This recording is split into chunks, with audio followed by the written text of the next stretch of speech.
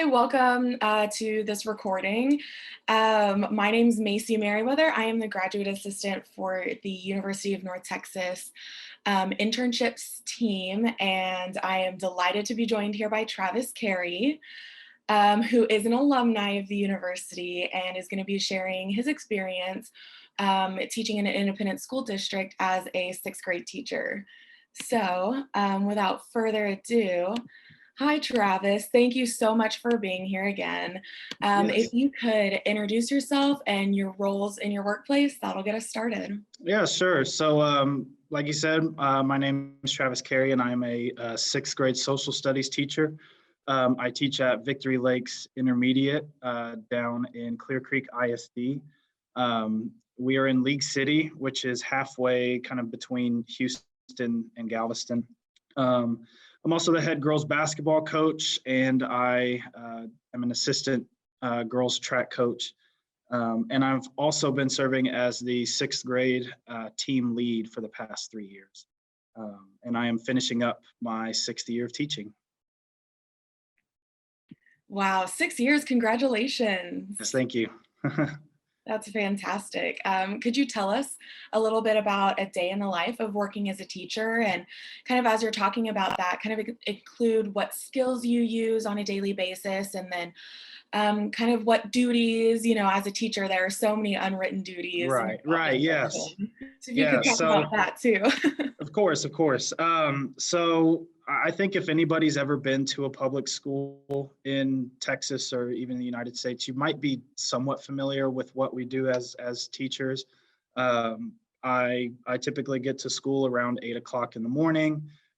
We start at 9. I typically use that hour to kind of prepare, get some last minute things in order before the kids start to arrive. And our day usually takes us to about 4 o'clock. This year's been pretty unique because of COVID. Obviously, I've had to split my teaching responsibilities this year. Half of my classes have been in person, and half of my classes have been with kids who are at home via Microsoft Teams. So the challenge of, taking activities and lessons that we do in person that are a lot easier to do in person, and transitioning those to kids who are, who might not have a printer at home or might not have the most reliable of internet. That's been a very unique challenge to this year, and hopefully we can get back to normal next year. But yeah, so we start off the day typically with the homeroom. Every school in the state and across the country does things differently, but here we start off with a homeroom type. We're typically in that class for about 30 minutes or so, and then we start the day. Each class period's about 45 minutes, and yeah, and every teacher is entitled to a 30-minute lunch period, and you also get a 45-minute or one period long conference. And during that conference is when we can meet with other co-teachers and lesson plan. If we need to contact parents for whatever reason, that's a perfect time to do it. Sometimes as a coach, I'll use it as an opportunity to head down to our gym area and kind of prepare for practice or get things ready for game day. But it's really hard to give a consistent day-to-day for a teacher because every day is so different. And that's actually what makes teaching a lot of fun. And it's never monotonous. It's never a 9 to 5 punch card type of job. Every day is different. Every day brings its own set of challenges and its own set of rewards. But yeah, so typically, work days from 8 to 4. On game days are typically my longest days, where I'll typically will finish up about 8 o'clock, and those days can be 12-hour days. But not everybody's into coaching. It's not everybody's cup of tea, so I get it. But yeah, so that's typically what it's like. Wow, thanks for sharing that. It seems definitely all of those unwritten things Hmm. of, maybe you're coaching and maybe you're volunteering Yeah. with this. I know you mentioned right before we started recording that you were just coming from bus Yes. Yes, bus duty. So yeah, so I Yes. have to stand out there and make sure all the kids get on the bus. That's one of those things that's not really in the job description.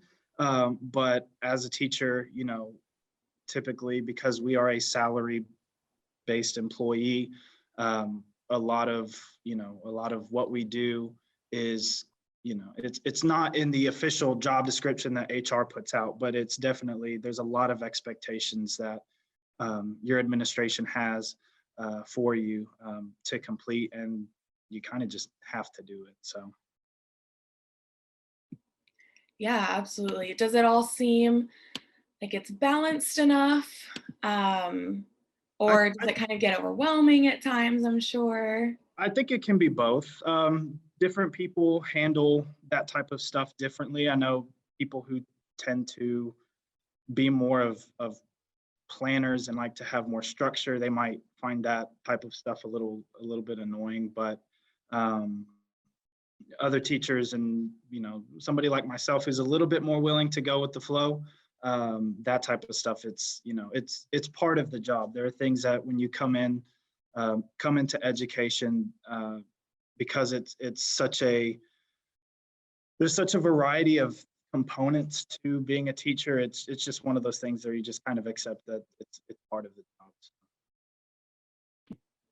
For sure. And with that variety, comes a lot of differences in the jobs, as you were saying, that Mhm. everyone has it differently, every school does it differently. So I'm curious as to kind of your journey to this position and what made you want to be a teacher and want to be a coach. Right. Yeah. So I graduated from the University of North Texas in December of 2014. I'm very proud of that. And I kind of got my first teaching position at the middle school in the town. I didn't go to this middle school, but I graduated from the high school in the town. So I knew the principal at the middle school. She hugged me when I went in for the interview. So it was, I kind of felt good going into the interview after that, but I kind of cut my teeth teaching there for a year. And then kind of what brought us down to the Houston area is my wife, who's also a North Texas alum. She got into medical school down at UTMB in Galveston. And so we moved down here to the Houston area.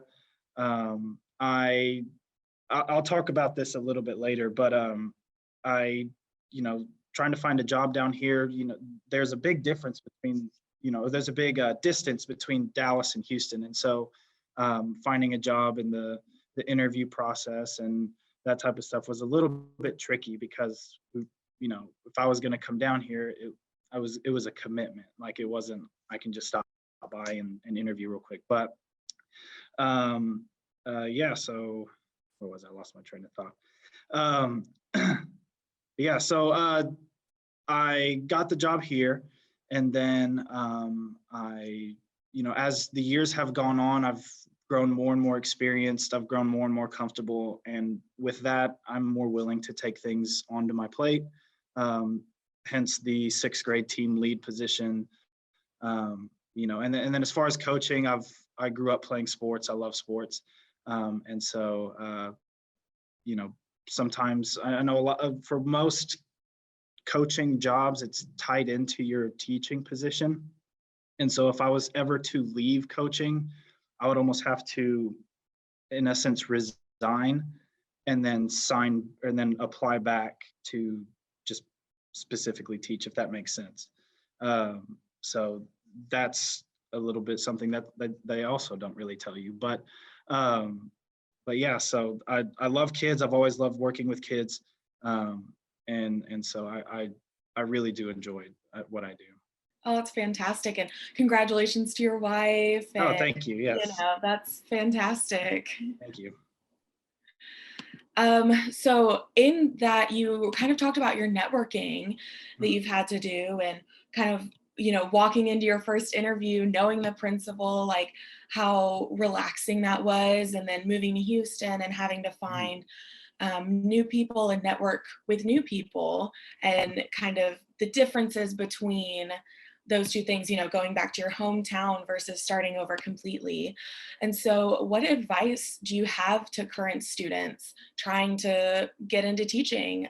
Do you know of any like student orgs? I know you graduated from UNT, so Right. are there any organizations on campus or even professional organizations that you're involved in that students could start to network, or do you just have any advice in general? Right. Yeah. So I'm not familiar with any maybe on-campus organizations. That's not to say that they don't exist, but it was just something that I personally never looked into.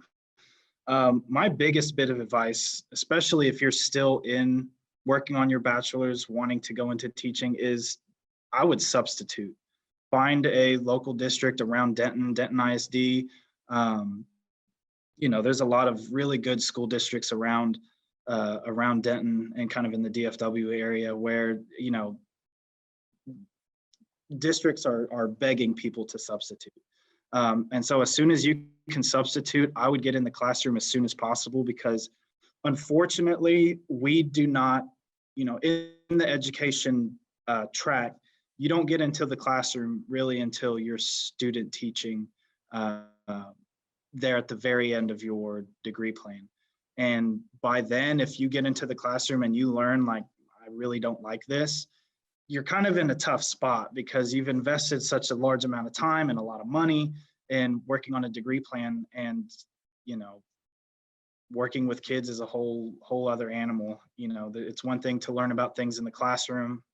It's another to uh, actually get in the classroom and work with kids. But substituting is also a great way to network in that instance, because schools get to know you.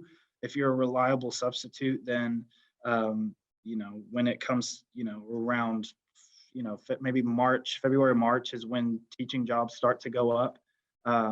If a school really likes you, if a principal really likes you, you do a good job as a substitute, and they know that you are looking to become a teacher, they might be willing to, hey, we know that this person can, hold down a classroom. We know that this person's a hard worker. We know that they're reliable. Why not bring them on full time? And so, you don't have to substitute in one specific district. You can substitute in multiple districts. But that's kind of, if I could have done something a little bit differently in college, it would have been probably substituting a little bit earlier, just getting more comfortable in the classroom. Yeah, that's really great advice. I mean, just having that opportunity to experience something earlier, getting in the Hmm. classroom earlier. And I have a few of my friends are subs right now trying to become teachers, and Yeah. the networking that takes place is unmatched. Yes. Seeing them before they started subbing and their opportunities versus now, it's Yes. so true how important that is. Yes, because even here at my school, we have one of our seventh grade social studies teachers. She was a long-term sub for us last year, and she was just finishing up um, her degree. And our principal, it was kind of almost a last minute type of thing, but our principal knew that she was done, that she was reliable, she was a hard worker, and so she was willing to bring her on to teach full time for us. So Yeah, that's fantastic. Teaching is definitely one of the more difficult jobs, so it is important to yes, get in the classroom as soon as possible. yes, yes. And I think there's also a lot of kind of mystery sometimes behind teachers. My mom is a sixth grade teacher as well. Oh, cool. Okay. And I know all of the stuff that goes behind it and everything, but what are some like myths that really stand out to you that you've like always wanted the chance to bust about Yeah. being a teacher? Yeah, so really, the biggest one that is, I think, one that could help with the mental health component of teaching, because that's a big thing as well, and we can talk about that more a little bit later. But is that you think about movies that portray teachers as these, these what do I want to say, these beacons of hope that are willing to do anything for their students. They work all hours of the day. They're willing to work for terrible pay, and and while the kids are great, and while those type of teachers do exist, and thank God for those teachers, because a lot of those are the ones that make a difference and end up being the people that they make movies about. um, it's okay to treat teaching as a job. It's okay to leave work at work. It's okay to leave the I guess the struggles that your students go through every day. It's okay to leave it at work. It's okay to leave it at school. I think that coming into teaching, perhaps um, there might be that pressure to, like, oh, I've got to do everything I can for these kids. I've got to make sure that they are all learning and this, that, and the other. It can be very overwhelming, but you know, one of the biggest things that's helped me is being able to compartmentalize my work life and my home life, and being able to separate those two.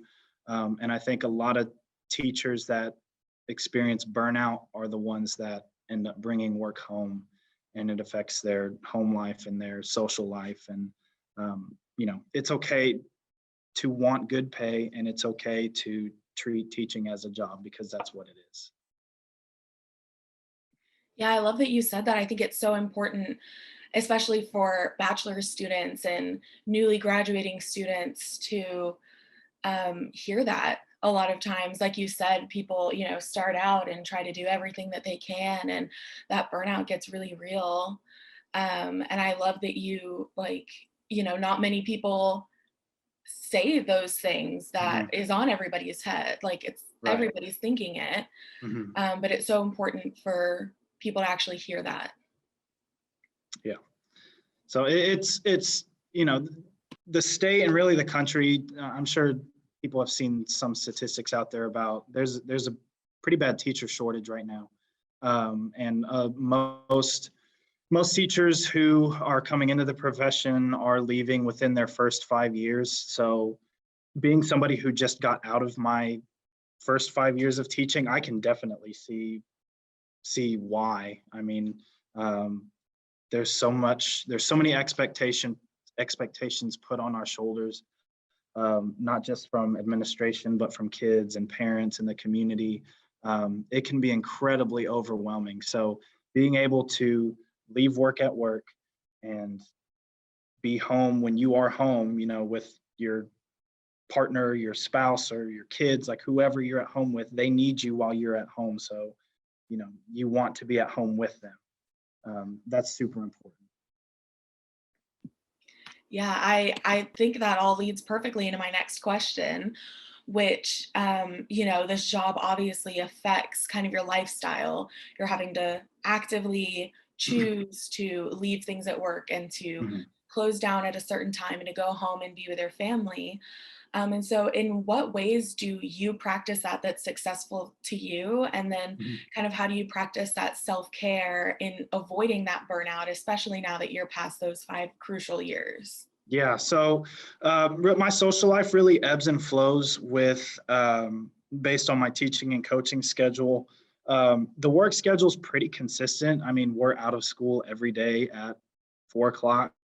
Um, you know, when I'm coaching or on game nights, typically I won't plan stuff for those nights.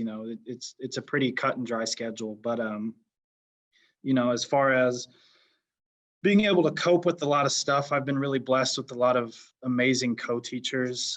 Some of my best friends are people that work right across the hall from me. They're people that I enjoy eating lunch with, so I'm not in my room eating by myself. They're people that after school, we can go out and have a drink or two, and complain with each other about what we live with and what we have to do as teachers, and that coping mechanism is super, like I said, I'm super blessed to have those people around me, because I know that's not always the case. I know some teachers struggle finding friends at work, and uh, so I'm super lucky. But yeah, and as far as self-care is concerned, I when I first started teaching, I developed real bad anxiety, and I went to a psychiatrist, and I'm now on anxiety medication, and that type of stuff helps. I think the first year of teaching is always the hardest, and I know a lot of teachers, even experienced teachers, I've had to watch them really navigate the mental health side of teaching. Um, Sometimes for some people, talking with a counselor or psychologist, that helps. Other people like myself might have to go the more medicinal route. But, you know, it's okay to be stressed. Um, it's okay to, you want to, what am I trying to say? Like any other job or profession, normalizing, understanding, and getting help for mental health is um, I mean, I've got some really good friends here who uh, they've been battling mental health issues, and it affects their job performance. It affects their home life. Um, and there are systems in place to help people, and it's okay to need help, and it's okay to go and get help and seek help. So that's one of the biggest things that uh, I deal with as far as self care, is like getting help when I need help. Yeah, thank you for sharing that. It's so, like I mentioned, my mom is also a sixth grade teacher, and, I've seen some of her friends, her teacher friends, retiring early and moving schools. And especially this year with the pandemic, I think has just been really hard on a lot of teachers, which just leads to that shortage that you Mhm, mentioned earlier. And it's mhm. so important that you have those friends that you can go have lunch with and go grab drinks with and just be yourself with, especially being with adults after being around, sixth graders all day. Yes, yeah, yeah, that's big. Yes, having other adults, because it can get old talking to 11 and 12-year-olds all day. So having adult friends is good. It is, it's very important. Yes, yes. Well, I want to end this on a light note and just kind of give you the opportunity to kind of brag on your job a little bit. What do you love about what you do as a teacher? Yeah, no. So I know it's super cliche, but the kids, it's why I'm a teacher. The kids, I think if you're getting into teaching and you don't like kids, you might want to find something else to do, because they are your job. The kids, academically, socially, um, emotionally, mental health wise, like you become, when kids come to school, you become one of the most influential people in their lives. And they interact with you differently than they do with their parents. They might open up to you a little bit differently than they would with their parents. And so the kids, like I said, it's cliche, but it's really why I do what I do. They're the reason, like when administration is annoying me, and parents are annoying me, being able to interact with and work with the kids is super important. And I love coaching too.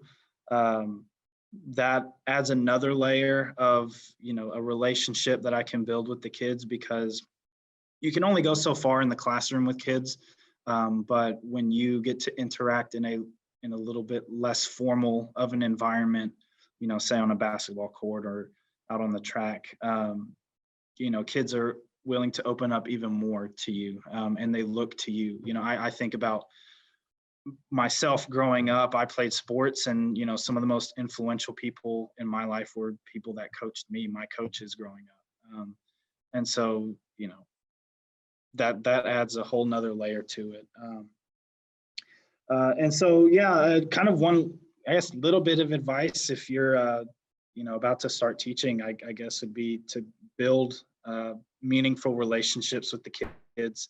The kids like when you treat them as human beings. They like when you are real with them, and you don't always have to necessarily relate to them. And there's a line between professionalism and befriending the kids, and being able to navigate that is super important. But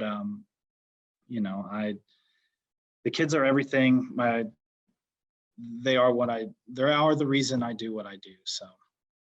Yeah, that's amazing. And it's so true, those connections. I'm sure everybody watching this has that teacher that pops in your head, while you were saying all of those things, because I had a few. Yeah. And I wasn't big into sports, but I did like choir and band. And so old directors that immediately pop into my head when you're Yeah. talking Yeah. about that extra layer and that specialness Hmm. of coaching and being something more than just a teacher is super fun too. Hmm. So yeah, thank you so much for being here. Before you leave, I'm gonna put up this slide for everybody watching at home. If y'all could scan the QR code or follow the tiny URL. It's just a quick little survey to get your feedback on this session and maybe request other people that you're interested in recording with us. And thank you so much again, Travis, for being here. Yes, no, of course, anytime. I miss North Texas. I love my time in Denton. So yeah, of course, anything for North Texas.